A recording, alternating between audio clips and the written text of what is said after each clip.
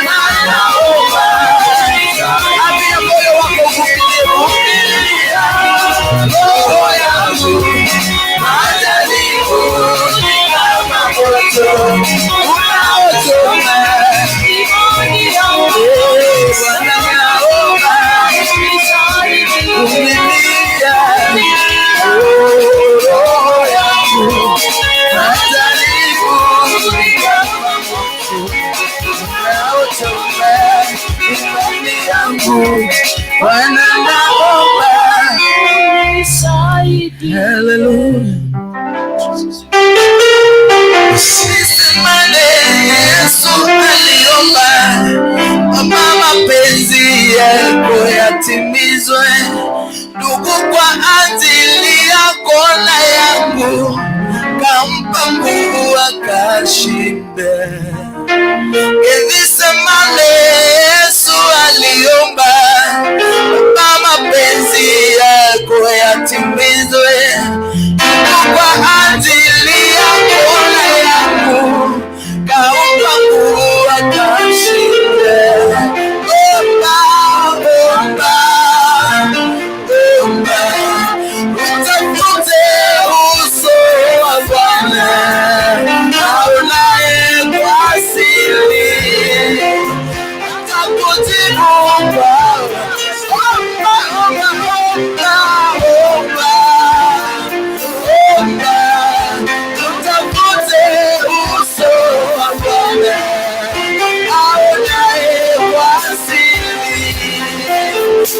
Kujibuka sumu yangu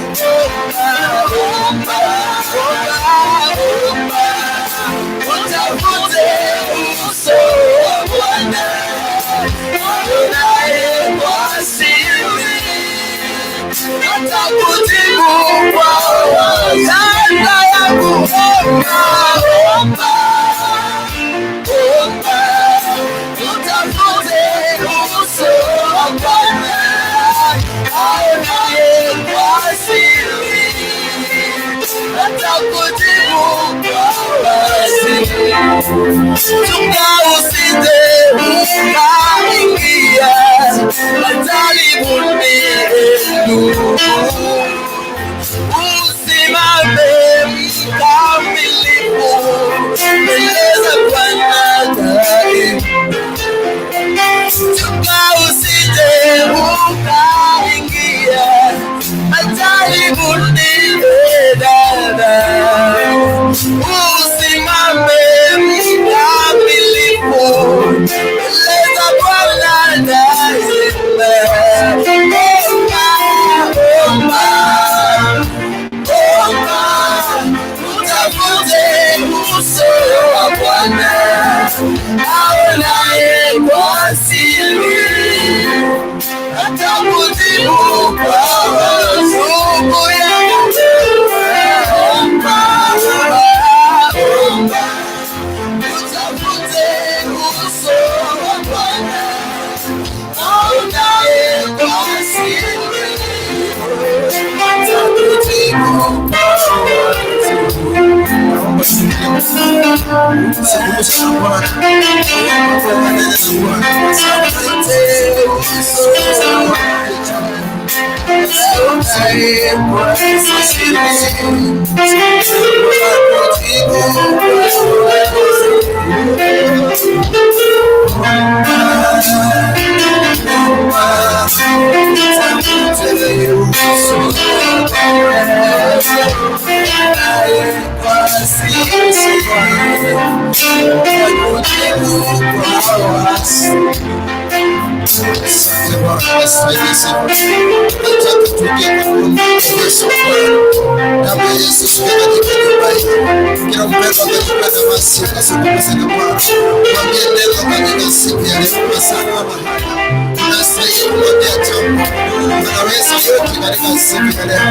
Anaweza yote katika masaa kama haya.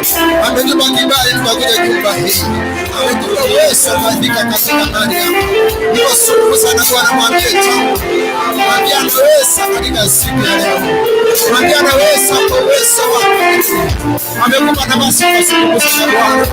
Amekupa nafasi ukanena nasi katika siku ya leo. Shukuru sana Bwana, mwambie jambo. Anaweza yote katika siku ya leo. Nataka tuipe wimbo hii sasa katika sana.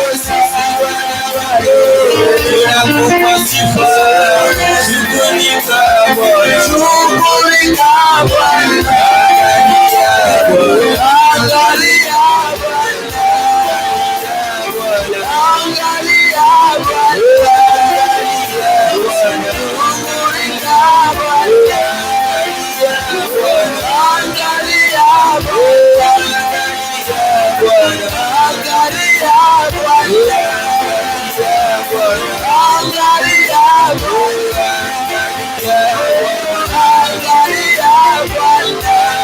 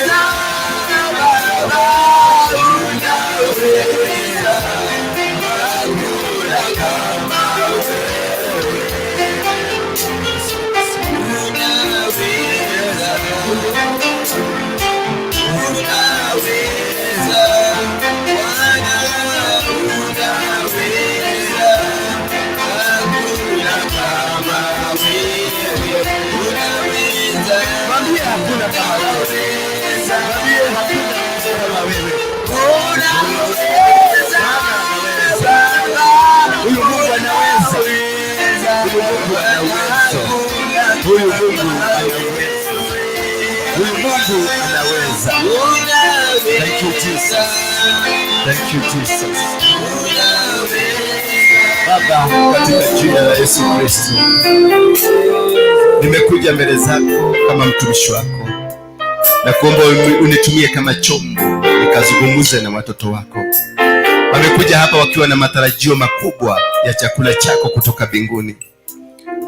Uliponituma asubuhi, uliniambia ni kama vile ulimtuma Musa ulipomwambia akaambie Farao awache watu wako. Lakini Musa akakuuliza swali, naenda kuambia ni nani? Na wewe ukasema wewe ndiye wewe. I am whom I am. Father, I know you have a message, you have a food, you have delicacies for your children. Bless them today. Let them not come empty as they came. Let them go out filled with the power, with the glory and understanding your will upon their life. For it is in Jesus' name we do pray. Put your hands together for Jesus Christ. That is not enough for a Christian. That is not enough for a Christian. That is not enough for a Christian. That is not enough for a Christian. Thank you. Thank you. May get seated. And if there is a seat in front of you, that seat is reserved for you. If you notice there is a seat in front of you, it is because of you. Because the other one is coming who is supposed to sit behind you. Hallelujah. Praise be the name of God. We have had a challenge of electricity, but we have been able to rectify. And sometimes faith is very important in our lives. Faith is very important in our lives. Because when God decides to do something in your life, He said He's going to surprise you every single day on what is happening. Today early in the morning, as I picked on my phone, I found in my phone there was an M-Pesa money of 60,000 shillings. It arrived around 3 a.m., but I noticed in the morning. So, and I found a message, use it for the work of God. Hallelujah. But I don't know who the sender is, but use it for the work of God. Now, when I was here, I was wondering what to do today for this work of God.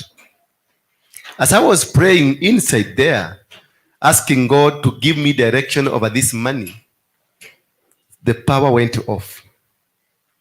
Where we normally go to borrow power from, they say their power also went off. I sent somebody to go and hire a generator. The man that has a generator was not there. Hallelujah. Immediately a number popped. The number that they advertised through the Google numbers. A number popped of a generator. Hallelujah. Then I had sent Sarah to go and check around whether we can have a generator from either person she knows. I called her because I had already spoken to the owner. When I saw the number, I called the owner. And the owner was ready to come and deliver immediately. He was ready with the generator, ready to come and deliver. Hallelujah. Can we put your hands together for Jesus Christ? You know, it amazes. It amazes me to see how God works. Because I didn't have the number of the person to give us a generator, a brand new. But immediately when I went to the phone, I looked at the advert that comes through the phone. And it was a number. We deal with new and old generators. Then I called him, asked him, do you have a generator? He told me, yes, the one we have is for 58,000 shillings. Hallelujah. So the 2,000 was to buy petrol and the cables. Hallelujah. That is how, if you live the way God wants you to live, He creates everything for you. And that is why, as I was connecting the electricity, connecting everything here, God told me today, tell my people who I am. Hallelujah. I want us to know who is God. Hallelujah. Because most of us, we worship God, but we don't know who is God. We've never been put into the position of understanding what God, how does God look like? How old is God? Is He white? Is He green? Is He yellow? Is He black? Is God your brother? Is God your cousin? Is God your mother? Is God a prayer partner or that person you think you are? Who is God, Pastor Alice? Have you ever sat down to ask yourself that who is God? There are so many names associated with God. And these names that are associated with God are different depending on the interpretation. God is God. He told Moses when he sent Moses to go to Pharaoh and tell Pharaoh, release my people. Then Moses, a young person, asked God, whom do I tell you are? Then he told Moses, go and tell him, I am whom I am. That is why when God, you call him, the way you call him, he comes the way you call him, because he is him whom he is. Hallelujah. God is, I am whom I am. According to your situation, that is how God looks like. If your situation is sickness, He is the doctor. If your situation is about deliverance, He is a deliverer. Hallelujah. Hallelujah. Are you happy today? How many of you are happy for the service today? How many of you are ready for our service today? Thank you, Mr. Karanja, for being supportive for the ministry. May God bless you abundantly. May God guide you. May God provide you. Mr. Kiarie, you are a wonderful man. And I'm thinking, because I've been praying to have, I've always been picking somebody to become the chairman, interim chairman, but God told me why these people are not sticking here. They're not sticking because it is interim. This church is not for interim. This is God's church. Hallelujah. When you are in God's church, you are not interim. You are permanent in the kingdom of God. Hallelujah. When you are chosen by God, you are not chosen temporarily. You are chosen to serve because God has seen you. You are chosen to stand because God has given you that privilege to stand. It is not man that chooses. It is not man that selects. It is not man that says. It is God who says. And if God has said, it is permanent. And they say it shall be permanent. What the Lord has done for you, it shall be permanent. Hallelujah. Mr. Kiadi, stand up. This man has always been with me here. This man has always walked with me. When we have every single kesha, he has never failed to come. May it be youth kesha. And I just told him, this man, stop coming to the youth kesha. And then he said, I'm young. Then I found him in the old men's kesha. Nikamwambia, sasa tena umekuja, si uliniambia wewe ni kijana? I'm old. Then we had women kesha. He was there and asked him, what are you doing with women here? And he said, I'm a woman. Then I was wondering, who is this? Who could he be? He has never failed. Sometimes he comes, waits me down there to tell me, Onawanyo no bodile na tikiti. Jokire magoro. Hallelujah. Praise be the name of God. Mudhuri. Nuri watu kasha amani hado. Onawamunada. Yatukoria wera ine. Watogoragia do wera ine. The shop steward. Shop steward. No, togoria do. Ukumo muthi mwadekei atuike ciamani wa kanitheni.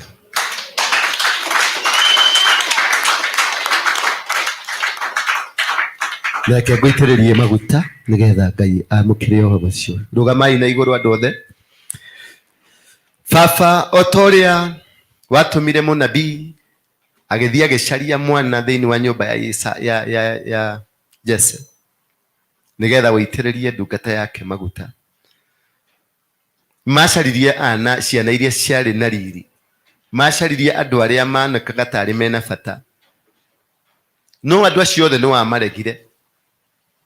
Karĩa gatarĩ na bata gathire gagĩcarie rũũru karĩithagia mbũri, kanungaga mathugumo ma mbũri na kanungaga bibi cia mbũri. No nduonaga bibi, nduonire mathugumo, wonire ũtongoria ũrĩa wĩkĩrĩte thĩinĩ wake. Mũthuri ũyũ baba nĩ tũmwagararĩte maita maingĩ mũno tũgĩcaria mũthuri wa kũnyitĩrĩra kĩgongona gĩkĩ.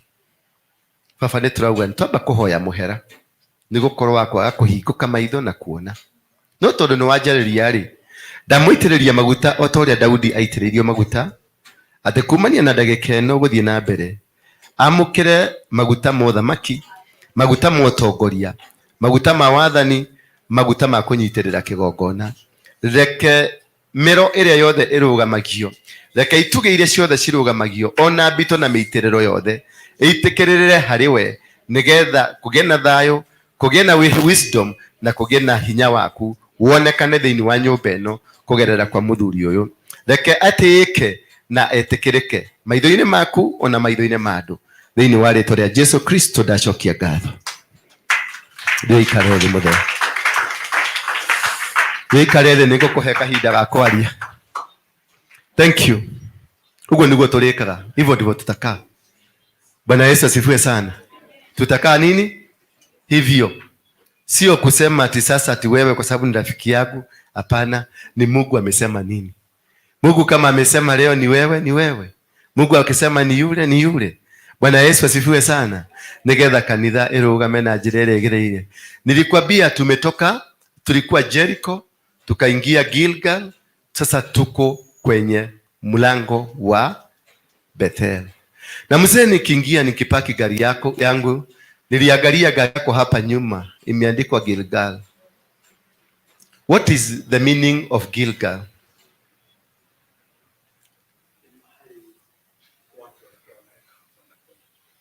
Wana? Kuruithio. Hapana. Gilgal, kutoka Jericho waliingia Gilgal.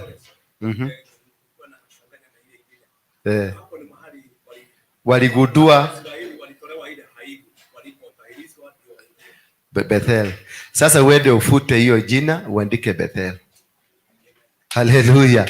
Nikio korogo na kigieko tondu uri o irua-ini. Nuregete kuma irua-ini. Bwana Yesu asifiwe sana. So the challenges you have, wandikite uri o Gilgal ni waregire kuma Gilgal uthie Bethel nigetha uthie nyumba ya Ngai. Haleluya. Bwana Yesu asifiwe. Eko geithia andu. Kai murwaru tiwe. Asa tiwe ne ndekirie nawe. Oka. Uko hapa mic.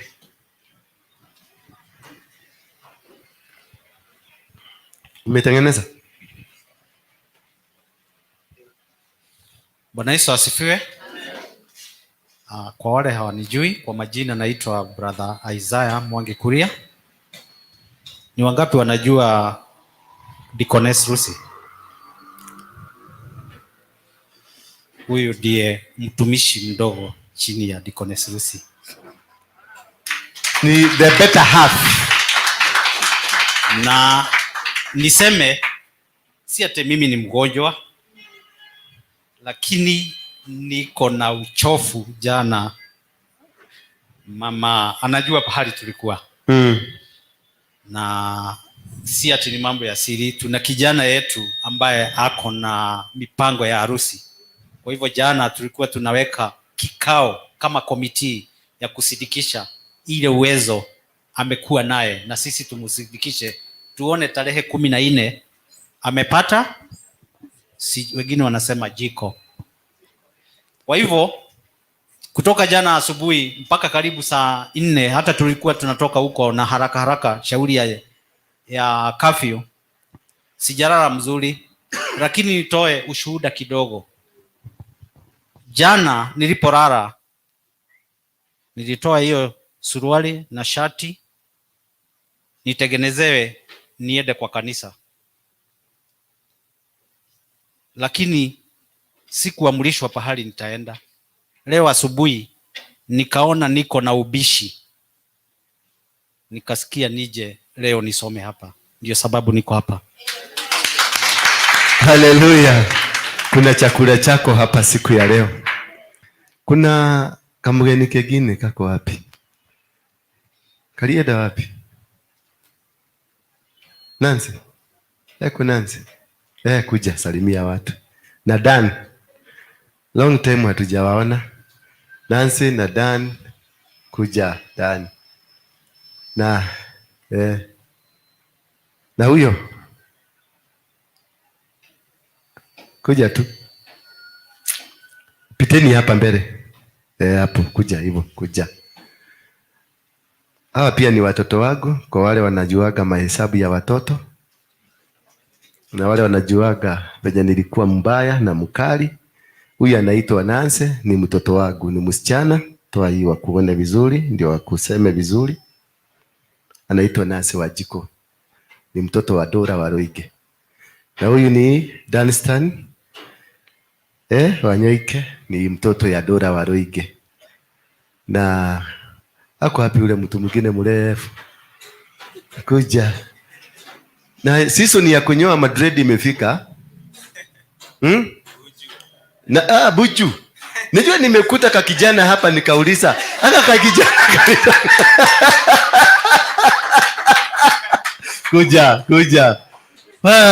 You are smart young man. Kai. Ai, watikai kiwaru, angalieni huyo mtoto wake. Very smart. Ni roho gani aliteremuka akasema iaguke? Najua ni nini? Alikuwa anajiita Buju Mupenda Shada. Sasa hiyo kitu imetoka. Hiyo roho ya Shada imetoka. Nilisema asiambiwe. Watu walisema mwapia nyoe, nikasema musimwambie. Let him be delivered slowly until he becomes. Mwese unataka kumuona vizuri? Yoyo Buju. Angalia venye yako smart. Nitakununulia sasa kashati kengine tuwili, taturosa kazuri kamfupe. Naona kama yako venye meda chini. Ukwe sumata. Si ndio? Good. Mungu ni mwema.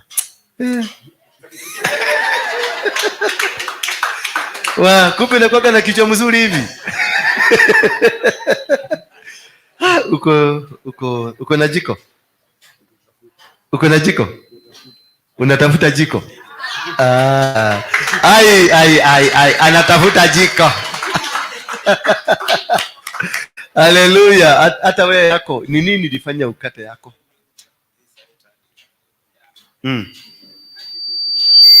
Sasa kwa nini nataka kuirudisha tena na ulikuwa umekata? Sitaki sasa.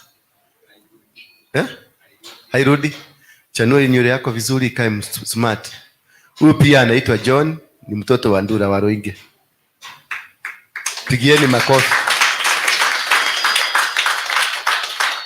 Sasa hawa na wao naitwa nani? Precious. Mtoto wa nani? Catherine. Mtoto wa Catherine. Haleluya. Wametoka shule, sasa wamekuja. Si tushukuru Mungu kwa sababu wamekuja. Simame tuwaombe, tushukuru Mungu. Baba, nakushukuru kwa sababu ya watoto hawa. Uliwapeleka shule na umewaregesha. Kule shule kuna mapitio mingi, kuna maroho ya kishetani, waabudu wa shetani, kuna waongo kule, waizi kule, washerati kule, lakini umewalinda kutokana na hayo yote. Kuna magonjwa kama corona na mengi, lakini haukukubali wakakumbana na hayo. Tunakushukuru Baba. Asante kwa sababu ya hawa watoto.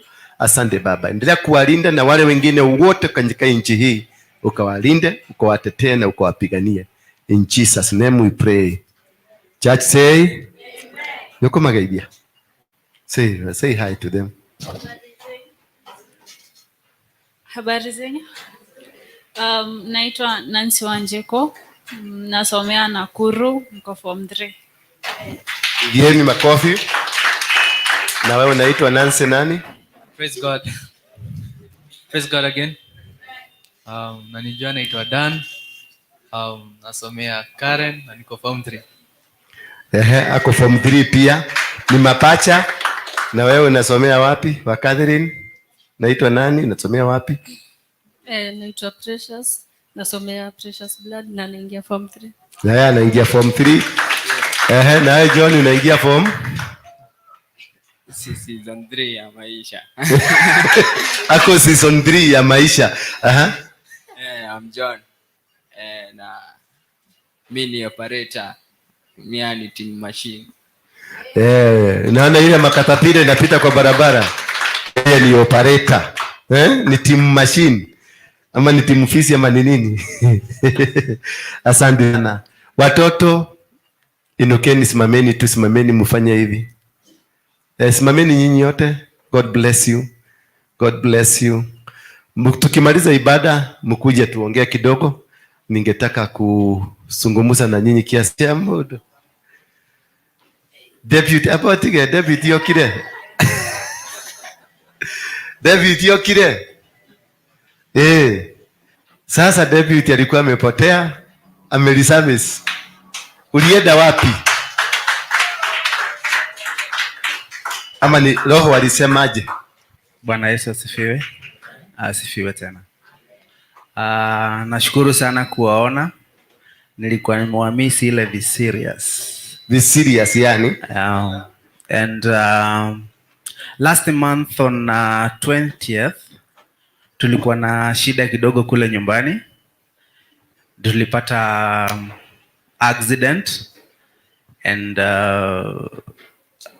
mamangu mlezi, si mzazi, mlezi, kufikia this month tarehe 2 hakumake.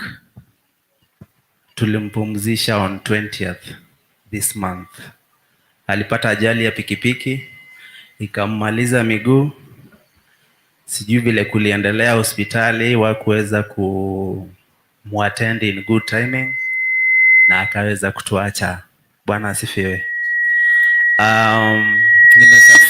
Nimesafiri juzi kukuja huku Nairobi kutoka Eldoret. On Saturday jana nilitamani sana nifike huku kanisani, but barabara ilikuwa na mambo yake. Nilifika kama nimechelewa, sikuweza kuwafikia. And today morning I said to myself, I must get to the church because I was feeling this push inside me that I should be here today. Na wakati imefika saa 10 asubuhi, mtoto wangu akapata complications kidogo, have kukimbia hospitali. Saa hizi tumetokea hospitali, nikaambia madamu, hapana, enda nyumbani upumzike, wacha mimi nifike kanisani. So I'm happy to be here. Amen. Amen. We thank God for him.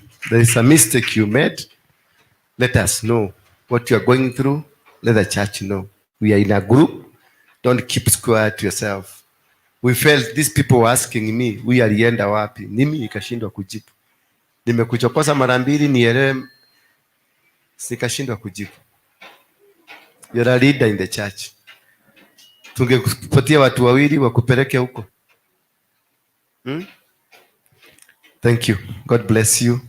Tuko pamoja na wewe maombi licha ya kuwa haukutufahamisha. Hallelujah. Cecilia, nimokire na muthuri ra wito. Oka tuone kana wahonirie kironda. Kaina Cecilia.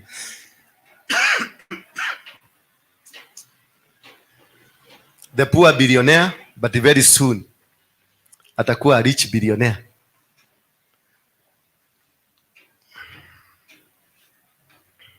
Oka tugo. Haisha tu niko hota.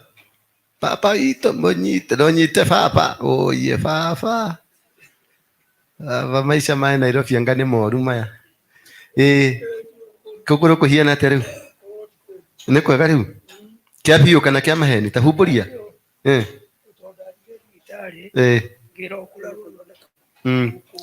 Neko ibokure ufio. No la ta godire ufio. Ekanya mokare kage nimereti. Ndirega. No maniro nako. Niko kurira muthe kathubu. No ndigo kunengera tondu kunengera Cecilia. Athia camukie kathubu ka muteta. Tumahindi. Twangamira. Niguo. Thank you. Thank you. Maira maku ni mega. Ni werirwo ni mega riu. Ana nikio ka kanitha.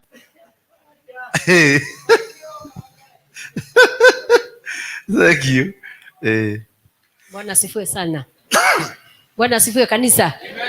Nimeokoka, Kristo ni Bwana. Namshukuru sababu ya kuniwezesha kuwa pamoja nanyi, kwa sababu ni Mungu wetu na ni baba wetu. Bwana asifiwe sana. Mimi nakujaga kushiriki mahali hapa ni kwa kuwa niko na imani hakuna Mungu wawili. Bwana asifiwe sana. Nikikuja hapa na ule mkate huwa na mega mahali kwingine kote. Bwana asifiwe. Na nimebarikiwa tangu niliingia mahali hapa. Mungu awabariki sana. Asante sana. God bless you. Because of time, wacha tusimamishie hapo ndio tuingie straight to the word. We were talking about God and I was giving you a testimony on how God did and what God did. Hallelujah. We may not and be able to understand why God do things the way he does. For us, sometimes we fail to tap the anointing of God. We fail to know God. We fail to get into God because already we do prayers and then we make an expectation and timing of God, what he is supposed to do, how he is supposed to do, and when he is supposed to do. Praise be the name of God. God is God that he only does things at his own time, his own moment, and at his own will. Today, I want to teach you who is God. I want to let you know and understand, mjue Mungu ni nani. Tunaita Mungu mkuu, Mungu muumba na mambo mengi. We call upon the name of God. In our land, that it's only in our land in the world where we can use three things together and then we feel comfortable. That is where you find God being in the same sentence with Satan and the dog, all in one sentence, because that's misunderstanding the word who God is. Niho ikoraga Mugikuyu ahuthagira thiini wa sentence imwe kiugo Ngai, kiugo ngui na kiugo ngoma. Haleluya, haleluya. Ni murimo igwoguo Agikuyu, mumewahi kusikia hivyo aje aika mahotha getauga urekere kiugo Ngai ngui na saitani thondeka sentence asha daugo was thondeka sentence oyo ni uge taruga mauge simama useme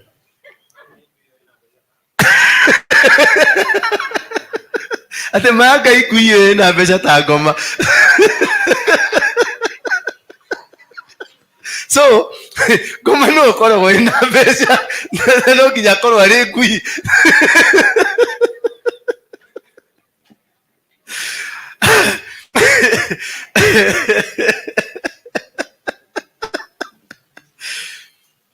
Hallelujah. We must change it. We must know God is a God who made everything. He's the owner of silver. He's the owner of gold. He's the owner of everything. Yeye ndiye aliumba bingu na ndiye aliumba dunia. Na vyote aliviumba kwa mapenzi yake. Na aliumba kwa wakati wake. Hakuna mtu aliyemshurutisha kutengeneza. Hakuna mtu aliyemshurutisha kufanya. Hakuna mtu aliyemwambia atafanya siku gani. Hakuna mtu aliyemwambia atafanya aje. That is why we call God has different names depending on how we know him. God got different names in Kikuyu. Tunawaita Ngai Mwenenyaga, Ngai Murugu, Ngai Iredai. All those are names. In Israel or in the Jew language, he also have names that they are also godly name. We call him Jehovah Elohim or God Elohim. Why do we call him God Elohim? Elohim means the creator. Praise be the name of God.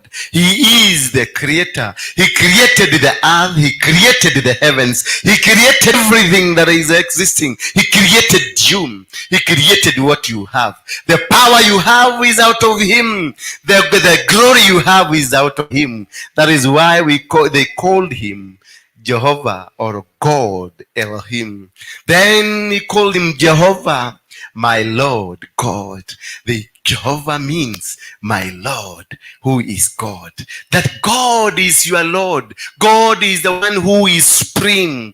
God is the one who creates, who makes you wake up, who makes you sit down, who makes you move. He is your Lord. He is your master. He controls all your moves. He makes your moves. He alleviates you when he wants. He puts you where you are when he wants. He's the one who decides where you will be and what you are supposed to do and where you are supposed to do. We call him El Shaddai because he is your supplier. He supplies every need. Everything that you want in your life are supplied by him because he is El Shaddai. He is your supplier. Every need you need. If you are sick, supplies medicinal power unto you. If you want a car, he supplies it to you. If you want a land, he supplies to you. If you want anything, he will supply. He is a distributor. He knows you. He loves you. He cares for you. That is why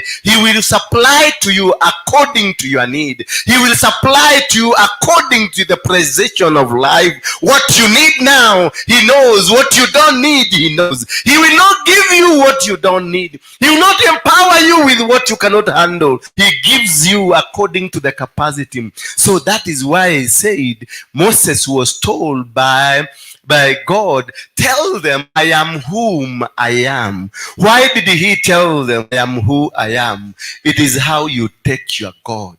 If your God is a small God, he will be a small God. If your God is a big God, he will be a big God. If your God, you say you are still poor and yet he is Getaine, then he will remain at the Getaine while you will be poor. What you regard your God, how you take your God, that is how he comes to you, because he is he whom he is. Hallelujah. If you want to take God, is like water. He doesn't have a form. If you put water into a glass, the formation will be like a glass. If you put water into the same water into a basin, the formation will be like a basin. If you put the water into a bottle, the formation will be like a bottle. It is how, Carol, you take your God, that is how God will appear to you. If your God is a limited God, he will be limited. If your God is a big God, he will be a big God. If your God is a God who doesn't provide, he will not provide. But again, he's called Adonai because he is your master.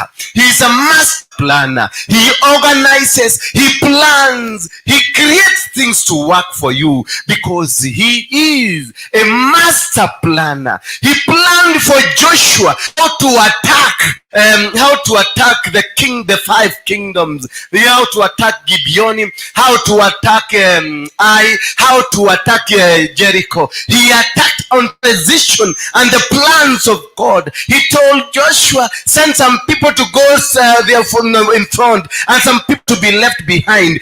Then pretend that you're running away. Then they will come. As they come following you, let the other group come and burn the entire city because he is a master planner. You are a masterpiece of God. You are created by a masterpiece. You are a product of God. The way you look like God. The way you look, you are a God yourself. Because whoever made you is a master planner. He's the one that makes you become what you are. So when you find yourself losing a battle, it's because you have negated from being a child, a product of a master planner. You are not supposed to lose any battle. You are not supposed to be defeated because whoever planned you was a planner, master planner who knows how things to be handled. That is why your brain must work like God. That is why your eyes must work like God. That's why your mouth can only work like God. That's your own heart can only work like God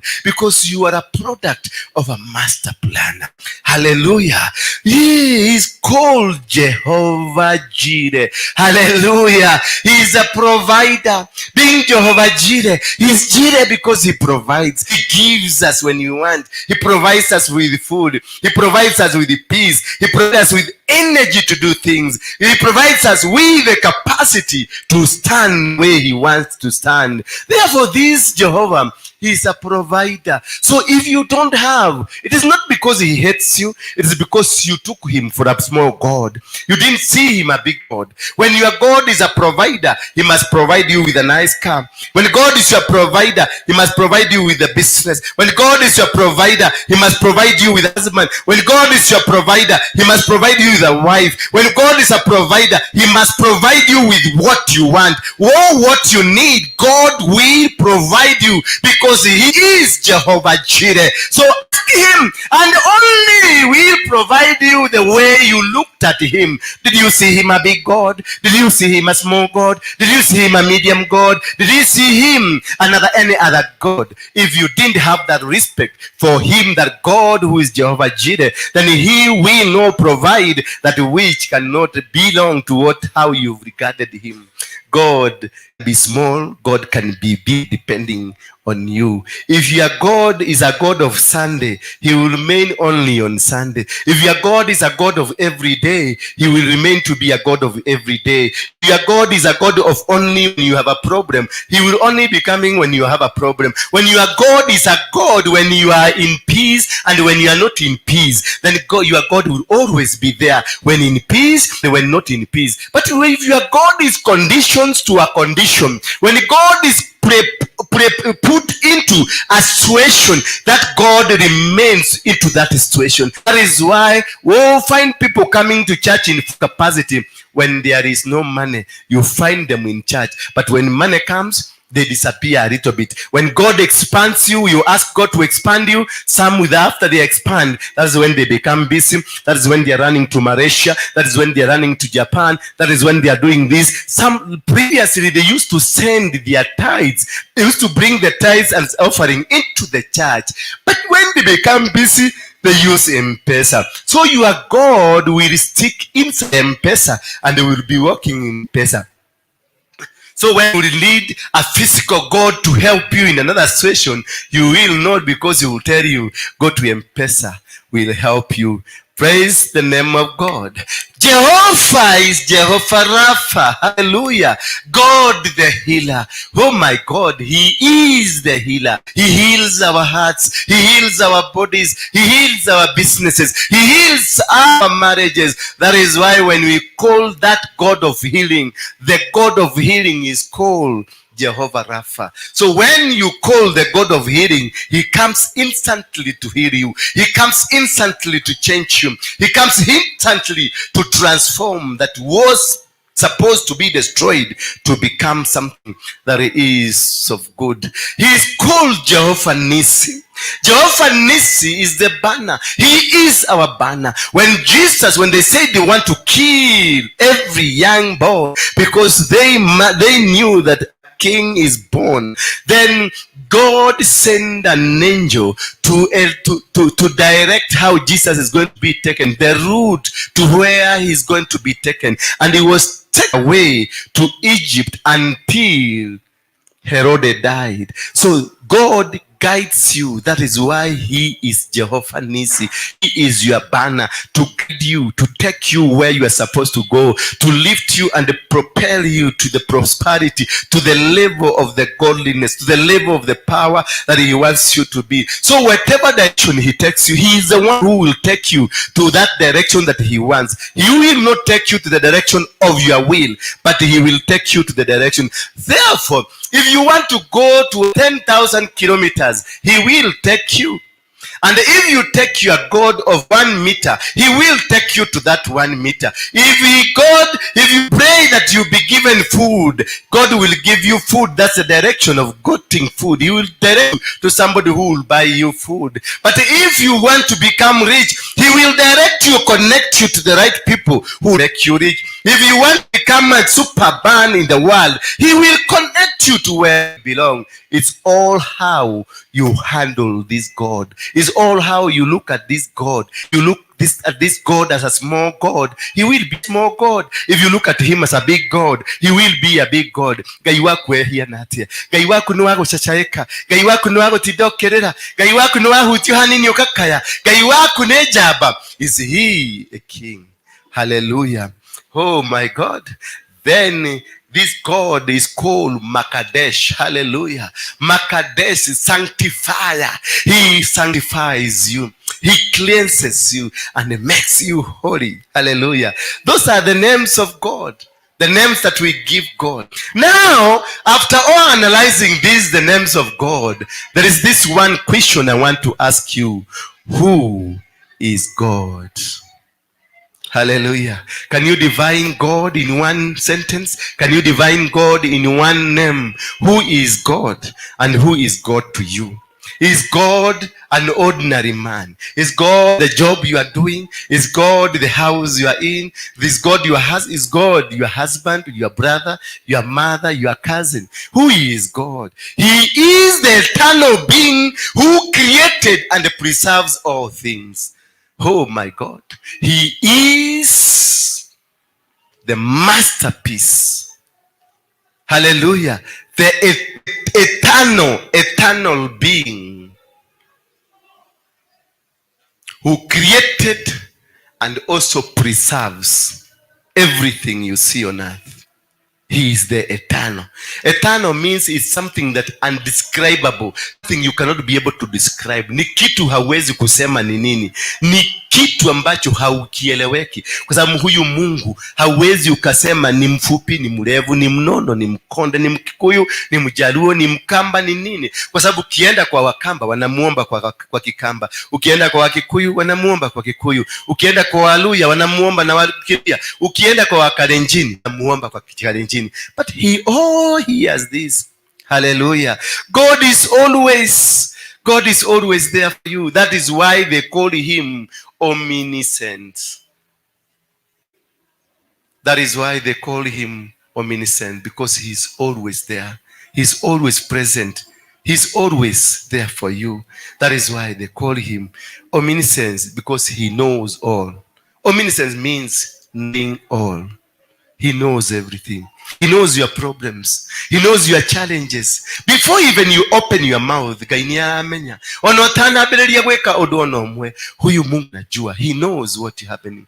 Don't even run away, because before you start everything, when this lady called Hagar, when she went to hide in the bush, she wanted to die. Then the angel of the Lord appeared to her, and she was asked, Hagar, what are you doing here? How could this angel know the name but fail to know what the daddy was doing there?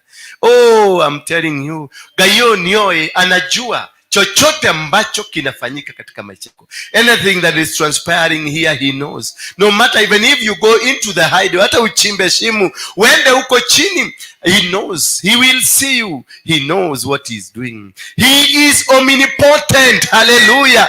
He is omnipotence. All powerful, because he is all powerful. Omnipotence means he is all powerful. He is powerful. He is the one holding this earth. He is holding, anashikilia bingu na anashikilia uko dunia. That is why he is omnipotence, because he is the power. The power that you call, the energy you have, the force you have, the glory you have. It is God. It is not you. It is not you. When you call yourself superpower, it is not you who is the superpower, but your God is superpower. It's through the energy He's given you that makes you to be a superpower. Through the energy that you have makes you become what you think you are. That is why you are powerful, because your God is powerful. He is omnibenevolence, supreme God.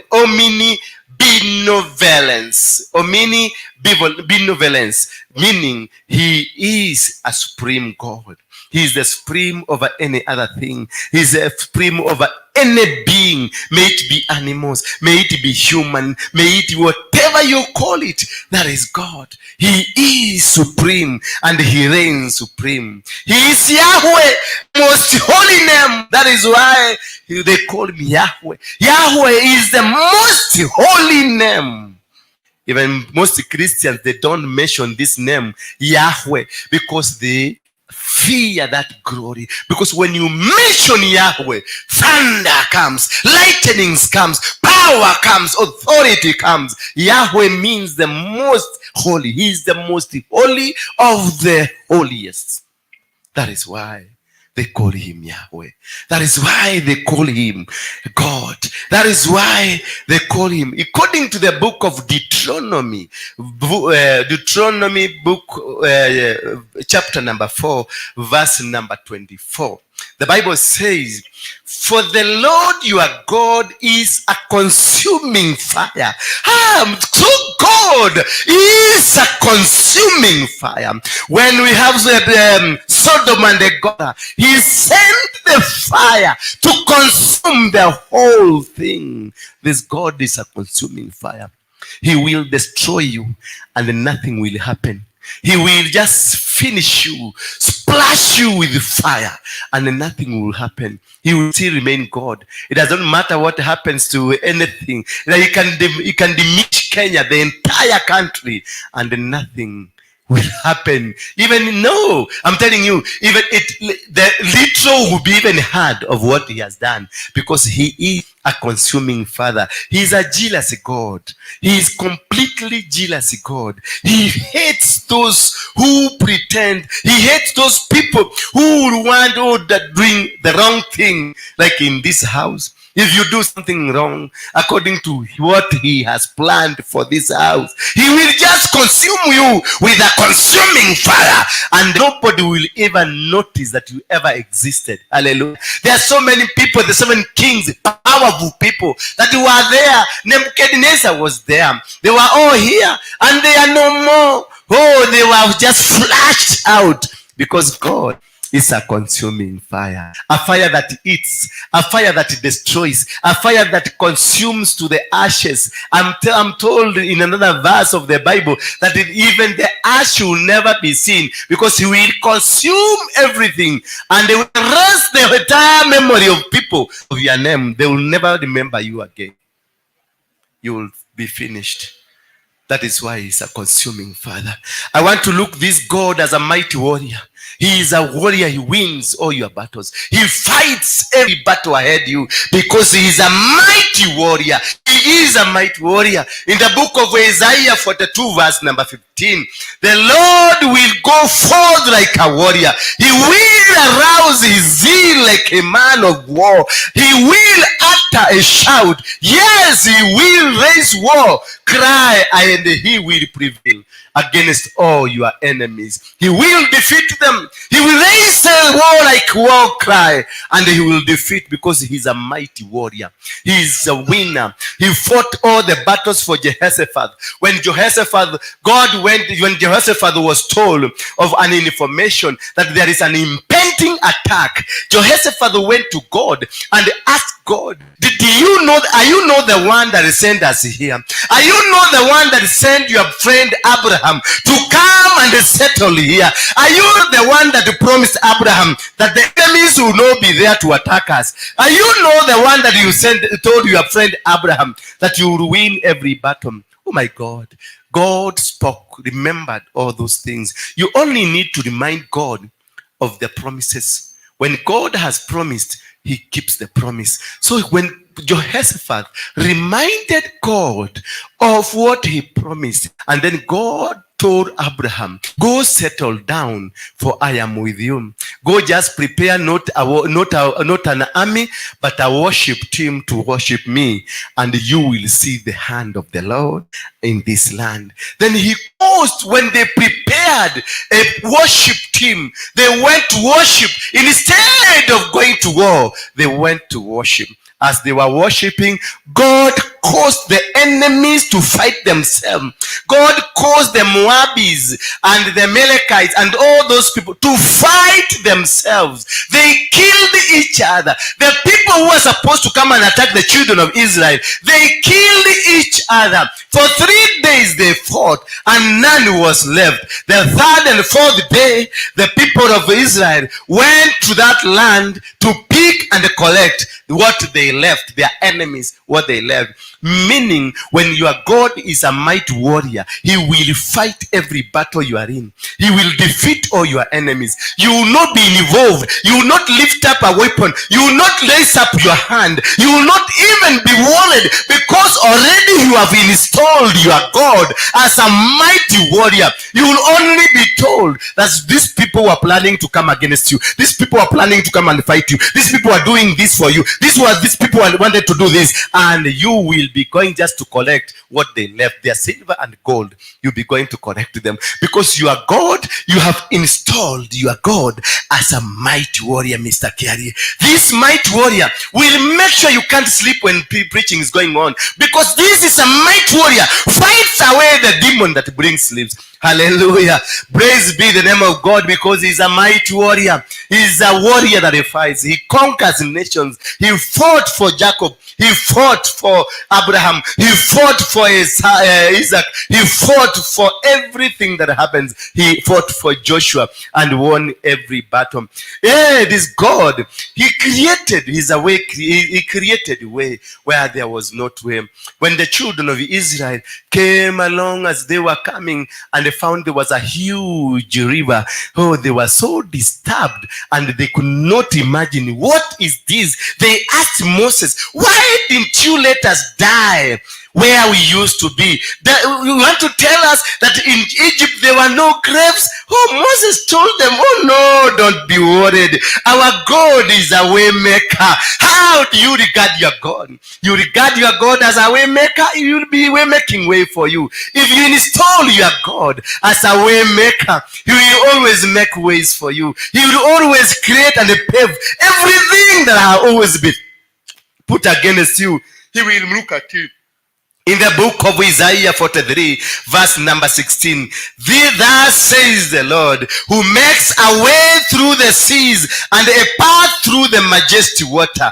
God, he will always be there. He is a God that makes a way through the sea. That is Isaiah 43, verse number 16. He makes a way where there is no way. He makes you to pass through a sea, a path through a mighty water. It doesn't matter how powerful the water is. It doesn't matter how powerful the challenge you are going through is, it doesn't matter who your enemy is, just install your God as a way maker. He will make the ways for you. He only needs, give him a name according to the situation. If you want a way, ask that way maker God. If you want a warrior, for the person to fight for you, make him a warrior. Hallelujah. Give him that title and he takes you over. He controls, he runs, he moves according to what you are doing and to what you intend.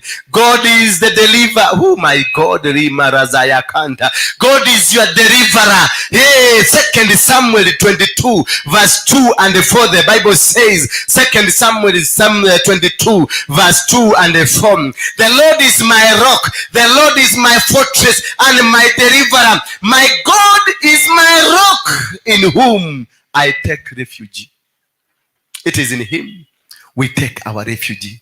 He is my rock, because he delivers you from the hands of the enemy. He delivers you from the enemies. He delivers you when you are about to die. He comes and delivers you when they are down. We are about to go down. He comes and delivers you, because he is the deliverer. He will deliver you. He will deliver you. Somebody is going to be delivered here tonight. Somebody's name is going to be changed tonight. Somebody life is going to be changed. When they say you are finished, he comes and delivers you. When they say you no longer exist, they don't regard you, they don't value you, don't worry. If they say they don't value you, don't worry. If they say you are not there, don't worry. If they say you are a prostitute, just don't worry. If you say you are defiled, don't worry. If they say you look at him, he has defiled the altar of God, don't worry. Just go to that God who is the deliverer. Tell him, deliver me from my enemies. Deliver me from the hands of my enemies. Deliver me from these who want to consume me. Deliver me. Moses called and asked God to deliver him. He asked God to deliver the children of Israel. When Joshua was in battle, he asked God, deliver us, make us move to the other direction. And they conquered every move. Hallelujah. Praise be the name of God. Praise be the name of God. In this book of Psalms 32 verse number 7, you are a hiding place for me. That is what God, because he is a deliverer in your life, he is a hiding place for you. That is where you go hide. When they're planning to attack you, don't attack them. Just go hide and in where he's told you. That's the book of Psalms 32 verse 7. You are a hiding place for me. You preserve me from trouble. You surround me with shouts of deliverance. Oh my God. He will surround you with shouts of deliverance. He will surround you with angels to deliver you. He will surround you with waters of glory. He will surround you with the stars of heaven to guide you out, to fight, to cover you.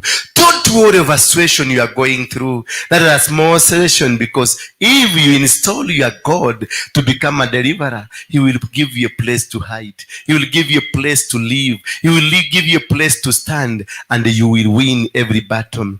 Oh, God, the master healer. Hallelujah. He is the master healer. Hey, let's look at the book of Isaiah.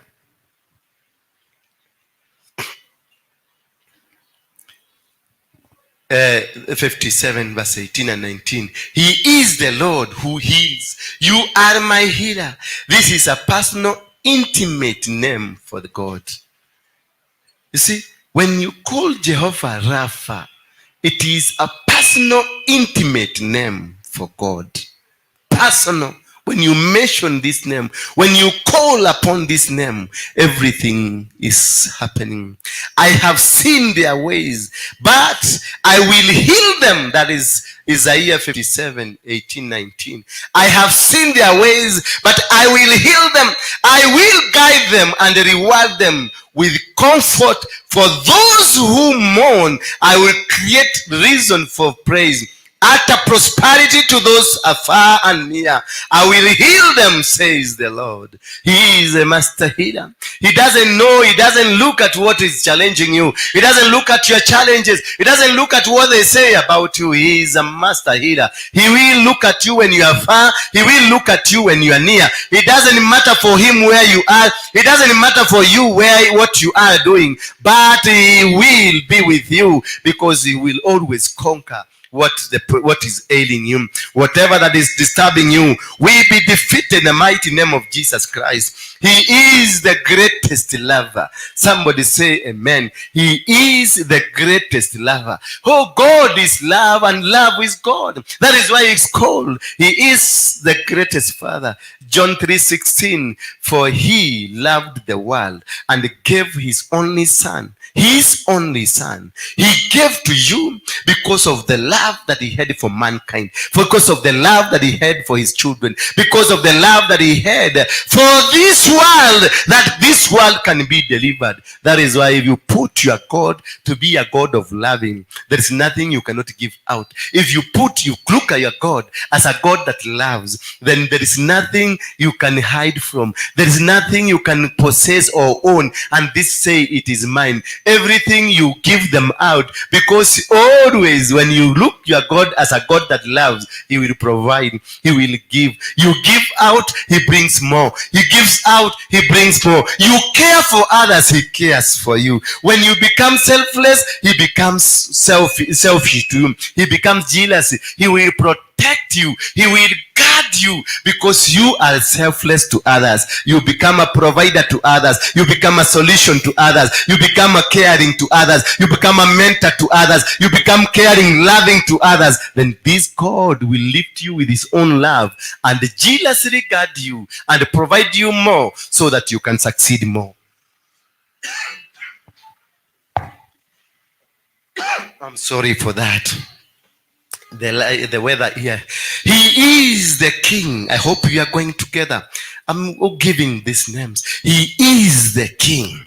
Revelation 19:13. The Bible says he is clothed in a robe, dipped in blood, and the entire name by which he is called is the word of God. On his robe, on his thigh, he has a name written, King of Kings and the Lord of Lords. He is the King. He is the one that runs this world. He is seated on the throne, Mr. Kiarie. Seated, aikarire gite gya uthamaki, agakinyiria nyarere ciake guku thi, akanyita muthegi wa uthamaki nigetha acũthagĩrĩrie tũgondu twake. That is being a King of Kings. Hallelujah. He is the one that anoints kings. He is the one that anoints leaders. He is the one that distributes his power to people so that they can lead on his behalf. He is the one that makes presidents. He is the one that makes ministers. He is the one that makes chairmen. He is the one that makes pastors. He is the one that makes bishops. He is the one that makes evangelists. He is the one that makes prophets, because he wants to distribute his power. So if you look your God as a king, then you become a prince or a princess. Therefore, you shall not lack anything, because God is your king, and a king, king owns everything. Therefore, call God your king, and if you call God the king, you become a prince or a princess, meaning a prince or a princess will get anything from his master, from his father. You get anything. You will not suffer. You will not be poor. You will not be crying. You will not be running up and down because you don't have, but because your king, your God is your king. He will provide you. He will give you. He will always be there. You ask him a car, the car is ready for you. You ask him land, the land is there for you. You ask him anything, it is there. And all these we ask in the name of Jesus, and it is provided, because your God is a king. Only that. If you dress your God the way you want him appear to you, that is how he is going to appear to you. Therefore, lastly but not least, because I'm late, John 18 verse number 36, Jesus answered, my kingdom is not of this world.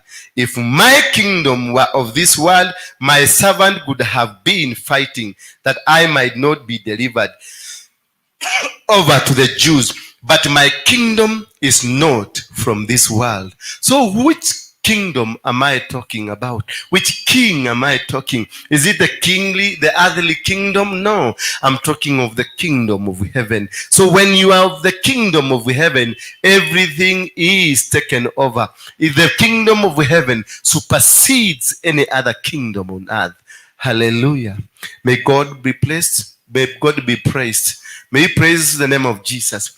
Now that you understand, you is your God, how you do look at your God. Uria urenda Ngai waku ahiane, we niwe umbaga Ngai waku.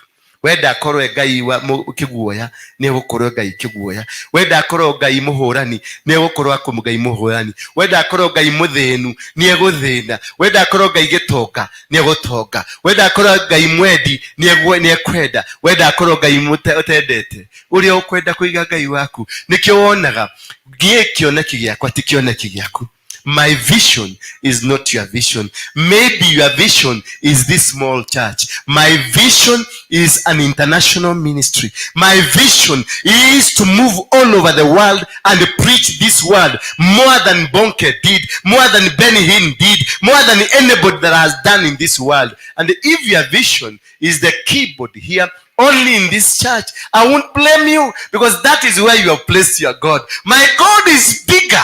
He's bigger and bigger. And I want to conquer the whole world, because I believe in a God that conquers the whole world. So that is why you see people are given things differently, because their understanding of their God is different. There are these people who are contented with the small they have. That is how you've regarded your God. That is how your God is. I won't blame you, because sometimes I will come there and try to push things. Then I discover these things, you are not comprehending them. I leave you because I have understood that is where your God limits you to.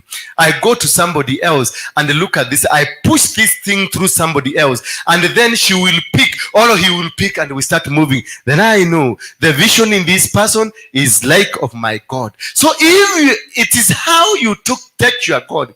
If your God Aris is restrained in this small house, that is your problem. If your God is beyond the house, that is your problem. If your God is beyond Kenya, that's your problem. If your God is beyond Africa, that is your problem. Is your God beyond the world, that is your problem. That is why we have international business people and the local business people. There are people in China, they make products for people in Muranga, Kamandora, there.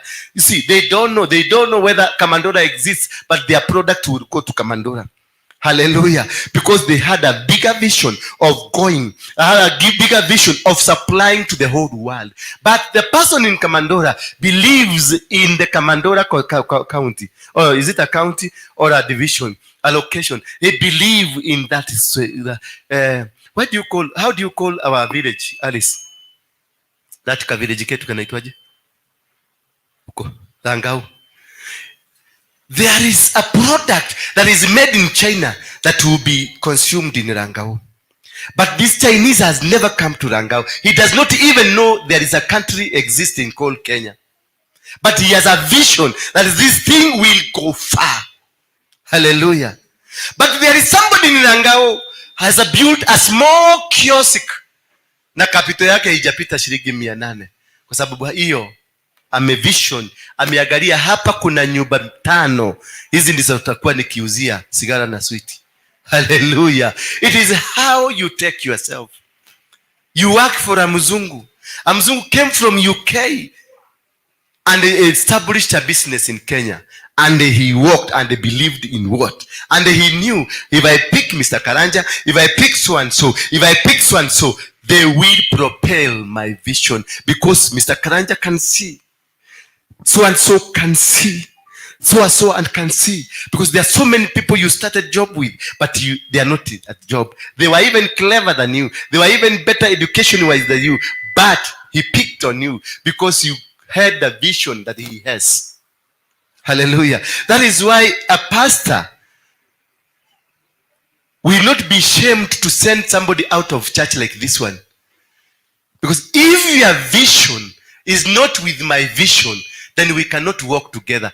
Go find where you're supposed to. I will not want to waste your time to be here together with you. You have a different vision. I have a different vision. We will not merge forever as we go through. I will make you go so that I not waste your time. Pastor, so many pastors cling to people, cling to them because they think they need a number. They need numbers in the church. They need to have a church full. Akiangalia hivyo naona activities zote zimejaa. You rather have a church of 3 people that carry along with your vision than having a church of 1 million people that they don't carry along your vision. Because you will be so tired at the end of the day, carrying the vision and carrying dormants. Hello? Did you hear me? Okuete murigo wa kioneki. Ugacoka ugatutika mirigo ya andu matari kioneki. Nura imagine marakugucia magikugucagia makiuranagia uyu aratutwara ku. Uyu niki kariki kana nyamu ike ya jugu yake gweto hali. Kena kigunyo mutwe. Areciria niko turathi. Mundu uyu ndirona mundu ni mwaganu ni gutuguithia renda gutuguithia. Tondu matire kioneki-ini giaku nikio mathia magikuhuraga. No ugikorwo na mundu wi kioneki-ini giaku kiria waria ona akorogo akiui mbere. Ugithi kugweta kaundu kanini akorogo akoi na ugwetaga no kehera rucio gakora ni agekite. Na nduramwira uria gegwikika na gegwikika uria urakionete. Tondu ni wa kioneki. Huyo mtu ako ndani ya kioneki giako. Lakini beba misakiarie na nduri kioneki-ini giakwa ndwarira tugutura tukirita gogo. Taigirira ihwa riri wakora ni rirathamiro riratwarwo haria kana nyuko ni roragirwo ati kira ki haha ni ki hau thiini. Tondu arenda kwamba guthoma ni ki kirito hau thiini nigetha ku understand. Metago macoka bagatuika oragi acioneki. Tondu ndagika muthia no magakwamba. Ndagika ya muthia no magakwamba. Hao ndio walikuwa wanaitwa Kora, Abiram na Dathan. They don't see what is in you. Wakati Joshua aliona what is in Moses, hakufuata Moses tena. Alienda kwenye hema, akaogojea Mungu wa Musa. Bwana Yesu asifiwe sana. Alienda kujitayarisha kwa sababu alijua kwa Moses yaratutwara. They need a warrior. Alienda kwenye hema, akaendelea kumwabudu Mungu. Akakaa huku akiabudu Mungu, akingojea siku ifike. Aliingia ndani ya vision ya Moses. Hakubishana na Moses. Hakutukanana na Moses. Hakuuliza Moses swali. Moses alimwambia Mungu akasema, anasema ndio baba. Mungu amesema tuondoke, ndio baba. Mungu ndio baba. Kwa maana alikuwa ndani ya vision ya Musa. Lakini Bilam na Kora na wengine wote, they were not in the vision. They kept fighting Moses. Yagikarire muno. Arathireko. Aterathireko aria na Ngai ucio katangi ukatwire ari we. Ngai ucio katangi ukatwire ari we. Mara ni ndironire kiroto. Ira ndironire kiroto. Nie mutha ndiramwitikia. Mutha acha. Ule ndironire kiguikia itukambere yake uguo kathie. Ndiracoka ni ule kiguikia gitune giroka kihitukiri uguo ndiramenya mundu ucio ni mumaraya. Hallelujah. Jikarage kiwandira kiguikia gikagera ndishinde kinathie. Ndiramenya kigokona ni githahia. Uyu gutire kundu ratutwara. Tondu tia kigokona kiu. Hallelujah. They don't belong to that vision. Na ndio naonanga sometimes mnaweza kuchukia pastor akifukuza watu kama kiririsi watu waende. Kwa sababu nitakaa na wewe siku 2-3 nione you don't belong here. Ureka ati guku. Kegoririsi nigetha uthi wecarie weone. Uthie kuria wagereire nigetha uteithike. Todo no uthie huyo mnaona ni mbaya hapa. Utamkuta kanisa lingine anafanya marvelous. Kwa sababu ameenda where he belongs. Utakuta anafanya marvelous. Hata mukario kai kuranga niko hinyere niko iwa andu makiwatere kanithira turahinyereirio tiko hinyererio murari kwene murari yaga irio irio cia ciana ciene nikio murai mago irio tondu ciana ni ciokire na ciana cia kudingi ciana cia kwa irio ni undu waku tatu no ukire acia kangithukumagira ki thukuthia ukorwa na ndu guku nigetha twana twakwa turi ni urona ciana ciakwa ta cihurikite ni mura ta cihurikite ye ni thia kumahangira na kire gia kurata John ngakingata muciga kira thie kwenda ukatafuta vitu zako si ndio kani atia thie ndiraigata giaku thie gikweherere nigetha ici ingi cione mwenye haleluya ndikatire ciaku yes fukuza wewe ndiraigатire waku fukuza waende wakutoke nigetha tungi tuone giako giakuria nigetha mathima gathondeke cioneki ciao riu ona guku kanitha niguo gukoragwo sasa ukaona Anita nimekwambia shika hii kabahasha tembea tu na Yesu usinilaumu ni kuona nimeona ninakupotezea wakati yako hapa nenda kule utafiti enda ujitafute enda kwa mlima ukaukuulize Mungu where am I supposed to be kwa sababu hakuna haja nikushikilie nikufuge hapa na maombi wewe ndio nikuonaga umejaza kiti na hakuna msaada unanisaidia nayo dakika amuthia fast ali matodoranya nie de bara-ini ye ndio hata kuliha nyumba mieri 3 ona kulia ona kuigirira thani ya irio ni hinya daho ya tu akorono hutio ni Ngai unengere kanyamu kanini menya mundu ucio mutiko onake kionekine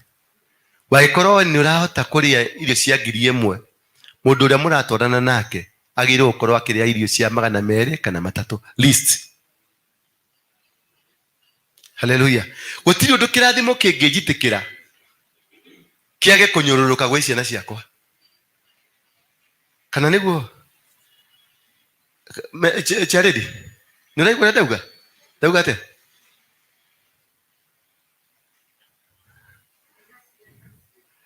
ndauga atiriri gutiri hingo kirathimo kinginyururuka kuri nie jitikirwo ni kirathimo kiage kunyururuka iwezekani ni mwagikiwe na baraka za Mungu alafu watoto ambao tuko na wao wakose hata kachebe karukogo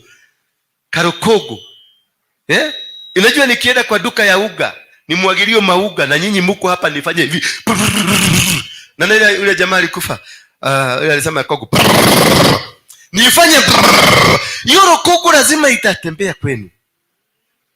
Hakuna mtu hapa anaweza kusema ati alifanya hivyo na mimi sikuguswa. Hiyo kitu haikunigusa. Lazima inyororoke.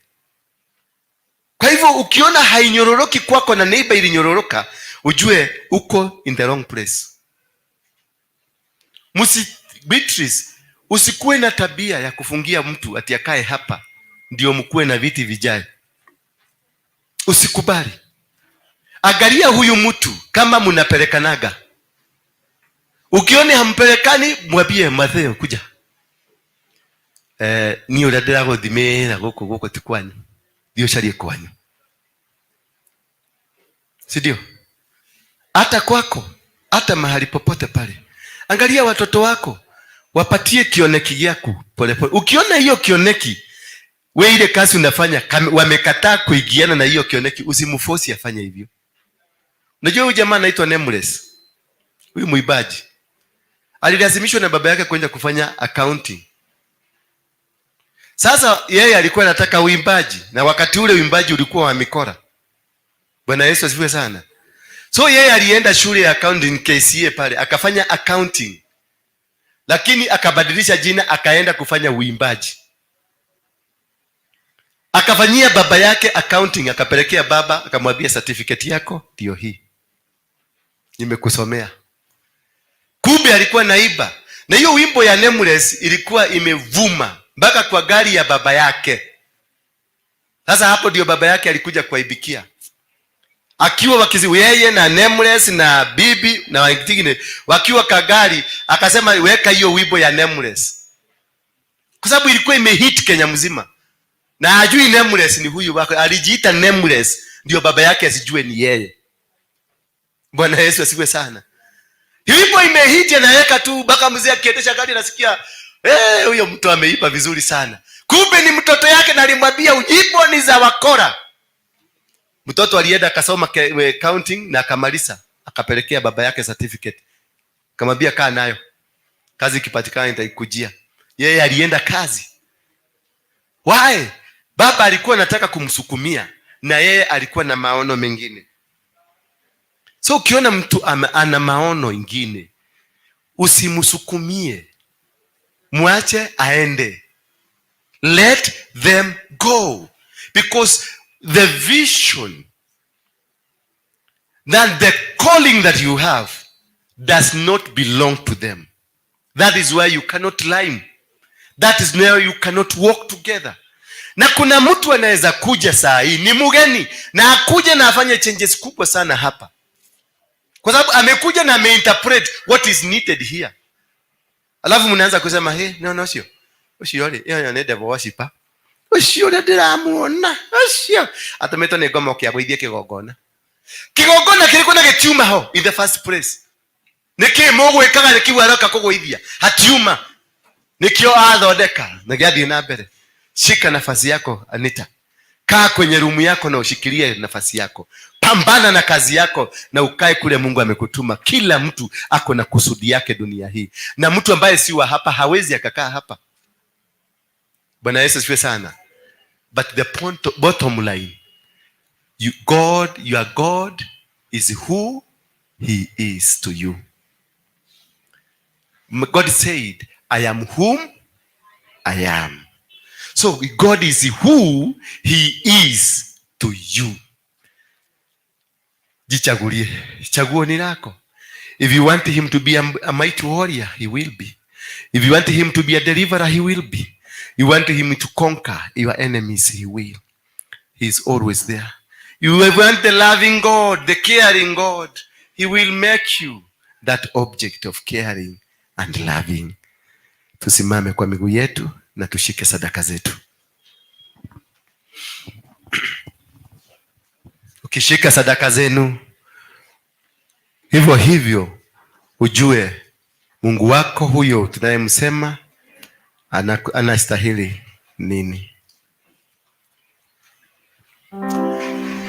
And the praises to come here. Let's go on, boss. Yeah.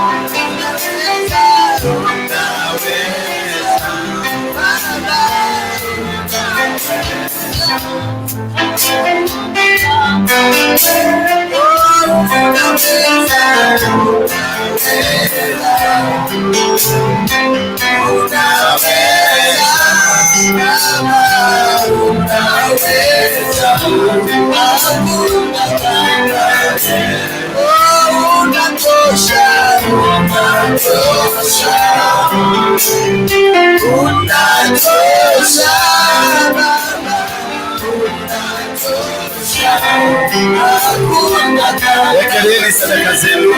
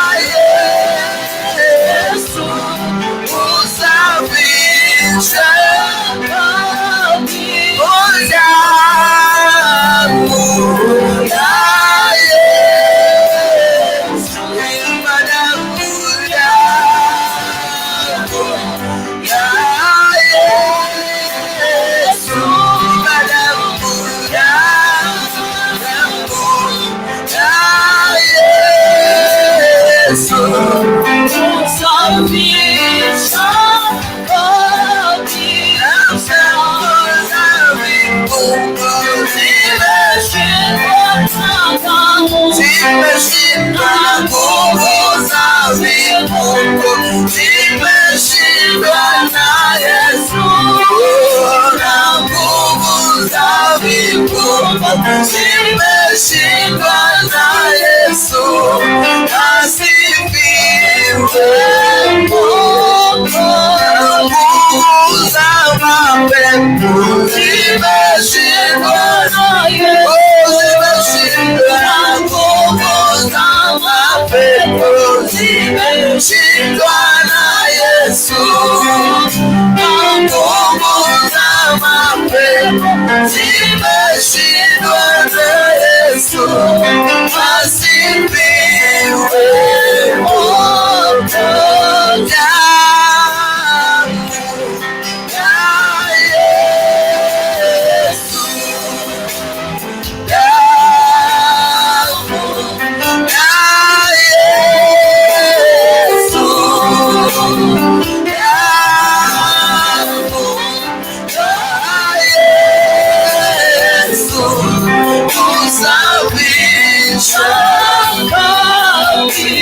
Ufalme wa Shetani umeshindwa na Yesu. Ufalme wa Shetani umeshindwa na Yesu. Ufalme wa Shetani umeshindwa na Yesu. Asifiwe Mungu. Ufalme wa Shetani umeshindwa na Yesu. Umeshindwa ufalme wa Shetani umeshindwa na Yesu. Ufalme wa Shetani umeshindwa na Yesu. Asifiwe Mungu. Ndiposa tunaimba haleluya, haleluya. Ndiposa tunaimba haleluya, haleluya. Ndiposa tunaimba haleluya. Asifiwe Mungu. Ndiposa tunaimba haleluya. Ndiposa tunaimba haleluya. Ndiposa tunaimba haleluya. Asifiwe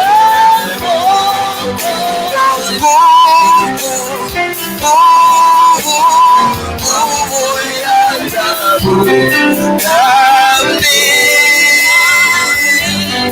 wa Yesu.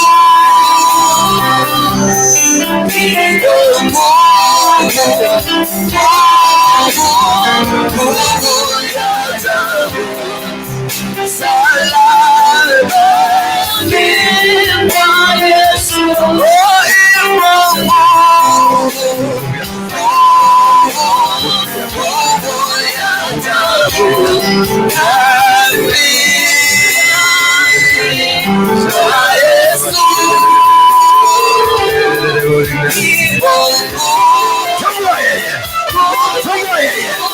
Wachana na Yesu.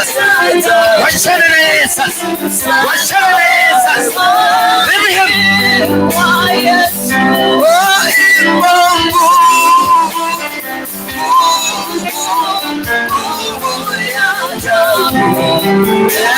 Jesus Christ. The mighty name of Jesus Christ. The mighty name of Jesus Christ.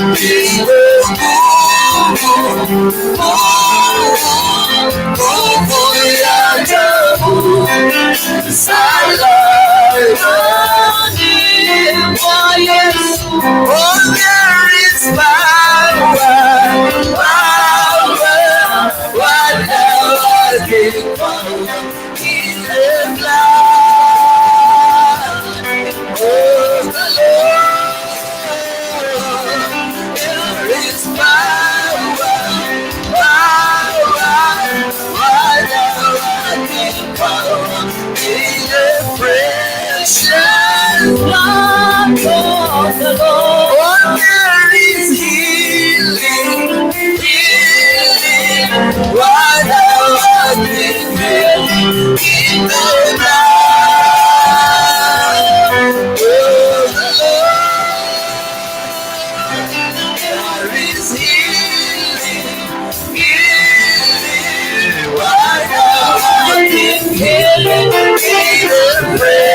precious blood of the Lord. Oh, there is anointing, wonder-working anointing in the blood, of the Lord. There is anointing, wonder-working anointing in the precious blood of the Lord. Oh, there is anointing, wonder-working anointing in the blood of the Lord Jesus. There is anointing, wonder-working anointing in the precious blood of the Lord. There is blessing, wonder-working blessing in the blood of the Lord. There is blessing, wonder-working blessing in the precious blood of the Lord. There is blessing, wonder-working blessing in the blood of the Lord. There is blessing, wonder-working blessing in the precious blood of the Lord. Oh, there is blessing, wonder-working blessing in the blood, of the Lord. There is blessing, wonder-working blessing in the precious blood of the Lord. There is deliverance, wonder-working deliverance in the blood, of the Lord. There is deliverance, wonder-working deliverance in the precious blood of the Lord. There is power, wonder-working power in the blood. I speak blessings upon these children. I speak deliverance upon these children. I speak that we are the mighty name of Jesus. In the power of darkness, that they have been converted to come and destroy their favor, their grace, or whatever you say upon them. From today, I speak favor upon them. May your grace dwell in them. May your love dwell in them. And nothing to separate them from their love. In Jesus' name.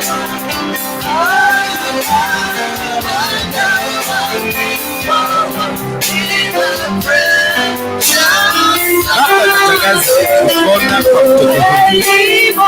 Uliniambia ya kwamba unajua kilichokuingilia kama ni roho ya mganga.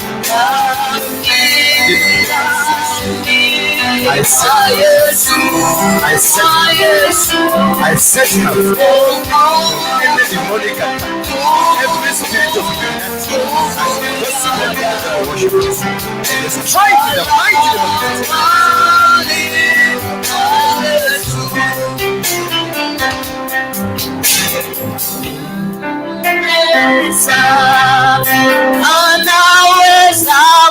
Inua mikono yetu juu.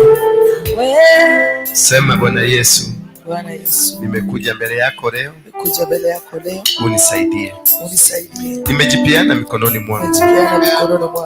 Nimejipeana mikononi mwako. Nimejipeana mikononi. Maana kutoka leo nimejua Mungu ni nani. Nimejua mimi ndio nastahili kujua Mungu wangu anatoshanaje. Wewe kwangu ni Mungu mkuu, uliye juu ya miungu mingine yoyote ile. Nipiganie, niwezeshe, nifaulishe, nifanikishe katika malengo yangu yote. In Jesus name. Say amen. On Wednesday nawaalika, ni siku ya deliverance. Siku ya Jumatano ni siku ya deliverance. Ninawaalika mkuje siku hiyo, kwa maana kuna mafundisho zaidi nafundisha kuhusu kile kitu kimeshika watu, ndio watu waweze kufunguliwa. Kutoka saa 6 mnakuwa ni class, tutafundishwa kila Wednesday, tutakuwa hivyo. Bwana Yesu asifiwe sana. Bwana Yesu asifiwe sana. Kwa hivyo najua kila mtu ako na jambo limemfunga. We need to be delivered out of it. Mr. Kiari, Mr. Karaja, na nĩngũkũhoya na gĩtĩo wĩtĩkĩre ũtuĩke mũthuri wa kanitha ĩno, tũthondeke kĩama gĩa athuri gĩa kanitha. Ndakũhoya tu na gĩtĩo. Wĩra ti kũmakio nĩ wĩra. Wĩ mũthuri wĩna authority, wĩ kũrĩa ũrĩ wĩna authority ya kuuga. Na nyitha tati kanitha menyage ndĩna athuri. Ingĩtio nĩ mũthuri, ta rĩu Harrison angĩnjĩta ta thiĩ ũnjũkĩre na athuri a kanitha, ingĩtwara u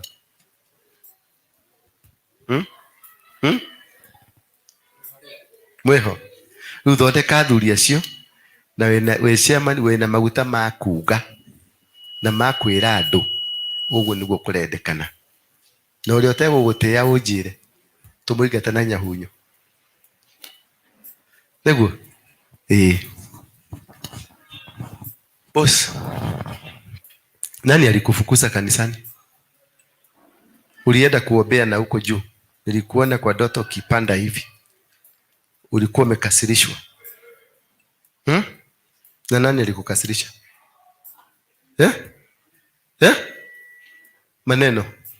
Maneno ya ilitoka huko nje ama ilitoka kwa mawe? Ulisikia na masikio? Ulisikia kutoka sauti? Ulisikia sauti ilikuwa ni kama ya nani?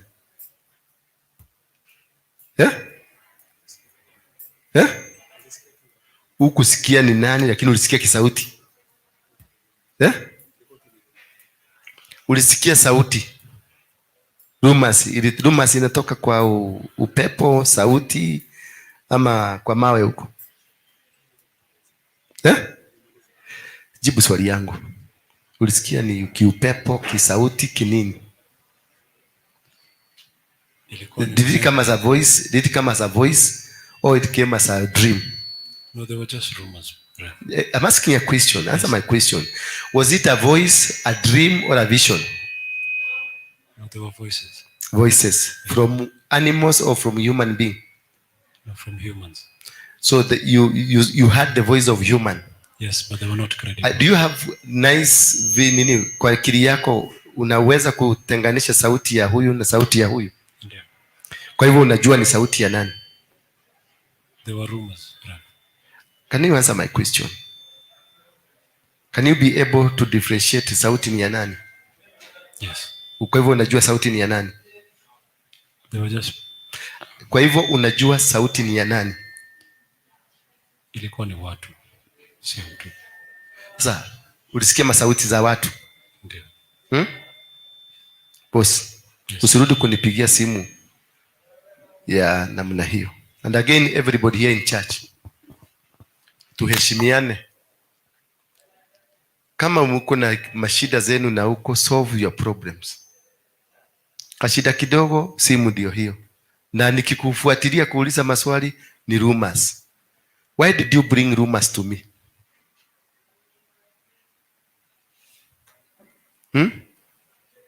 Do you know how much I love you? I sincerely loves you. But uliniangusha. But kunipigia tusimu, hiyo tusimu sitaki. kaa na rumasi zako. Mimi my God is a warrior. Kama ukisikia wananichibia mashimo huko, na tena hakuna mtu nimewahi kutuma ama naweza kutuma ati yeye ndo nipiganie huko. I have a God who fights for me. Hallelujah. Na mtu nisiwahi sikia utodi, kwa sababu wewe ndio umejifanya jambazi kwa hii kanisa.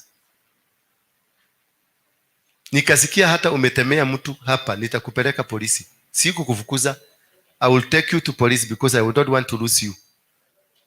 Lakini nisisikie hapa umepiga mtu. Sasa ni safari mbili nimesikia umepiga mtu hapa chini. Hiyo hasira ya Ukisii tutatoa. Hapa ni Nairobi bwana. Gaki.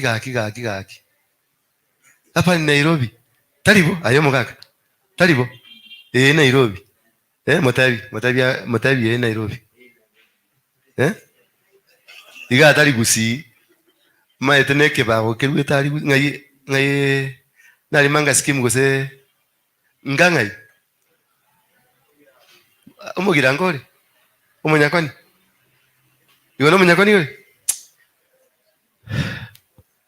No wonder. Otiwe gente kwa gure. Sitaki kusikia tena ati umeinukia mtu, hata kama amebeba hizo vitu si zako, lakini utalipa. Hizo vitu si zako, ni za Mungu. Kama mtu amechukua kitu ya Mungu, mwachie Mungu. Our God is a mighty warrior. Si ndio? Kusikue kuna mtu anainukia mwingine ati huyu amefanya huyu. Kila mtu hapa tumeitwa na maono tofauti. Tupedane, just mpede. Uona mtu akikuja tumpede hivyo alivyo. Labda examination yako utapita na hiyo kitu. Umeona? Examination yako utapita because of that. We are in exam room. Kanisa is exam room. We are being examined. Na tunaangaliwa vitendo vyetu vyote. Ulia tuwekaga, ulia tuwaragia, ulia tuugaga, tunaangaliwa. Kama umkiona kwa doto, kwa sababu mimi sizuii mtu kuwa nabii ama kuwa muinjilisti ama kuwa nini. Sizuii.